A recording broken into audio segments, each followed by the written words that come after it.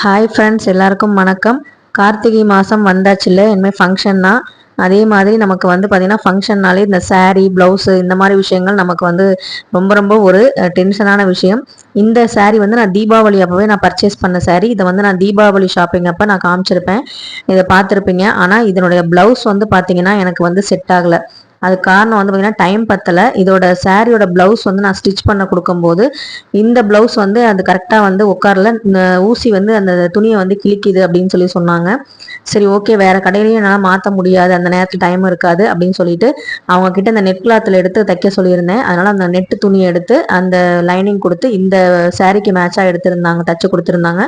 ரொம்பவே எனக்கு நல்லா இருந்தது. சிம்பிளாக இருந்தாலும் எனக்கு வந்து சாரீ வந்து நல்லா கிராண்டாக இருக்கனால எனக்கு வந்து ப்ளவுஸ் வந்து அவ்வளோவா இதாக தெரியல. இந்த சாரீக்காகவே நான் வந்து இந்த சோக்கர் செட்டு வந்து வாங்கியிருந்தேன். ஏன்னா ரிசப்ஷனுக்காக வந்து பார்த்தீங்கன்னா நம்ம இந்த மாதிரி ஸ்டோன் வச்ச ட்ரெஸ் போடுறதோ இல்லை வந்து அந்த ஜுவல்ஸ் வந்து அந்த மாதிரி ஸ்டோன் வச்சு போடும்போது அந்த லைட்டிங்ஸ்க்கு நல்லா இருக்கும் அப்படிங்கிறனால இந்த மாதிரி வாங்கியிருந்தேன். இதெல்லாம் வந்து பழைய மாடல் அப்படின்னு நான் நினைக்கிறேன். ஏன்னா எனக்கு ரொம்ப ரொம்ப பிடிச்சிருந்துச்சு. இதுக்கு வந்து தோடு வந்து ரொம்ப பெருசாக இருக்கனால இதுக்கு மாட்டலும் வந்து வாங்கியிருந்தேன். ஸோ அந்த தோடுவே வந்து பார்த்தீங்கன்னா நான் வந்து பாதி கட் பண்ணிட்டேன். ஏன்னா ரொம்ப வந்து எனக்கு லாங்காக தொங்குச்சு, கழுத்துக்கு கிட்ட வந்த மாதிரி இருந்தது.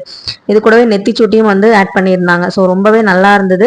இது வந்து நான் ஃபினிஷிங் வந்து எப்படி இருக்குன்னு நான் சாரீலாம் வியர் பண்ணிட்டு உங்ககிட்ட காமிக்கிறேன். வளையல் வந்து பார்த்தீங்கன்னா நமக்கு அந்த 100 ரூபாய் வளையல் இருக்கும் பார்த்தீங்களா, அந்த வளையல் வாங்கியிருந்தேன். இதுவுமே வந்து பார்த்தீங்கன்னா ஒயிட் ஸ்டோன் வச்ச மாதிரி தான் இருந்தது. ரொம்பவே நல்லா இருந்தது. இதுக்கு வந்து கிளிப்பு, அதுக்கப்புறம் வந்து பொட்டு இதெல்லாமே எடுத்து வச்சுட்டேன். இன்னைக்கு ஈவினிங் வந்து ரிசப்ஷன் இருக்கு.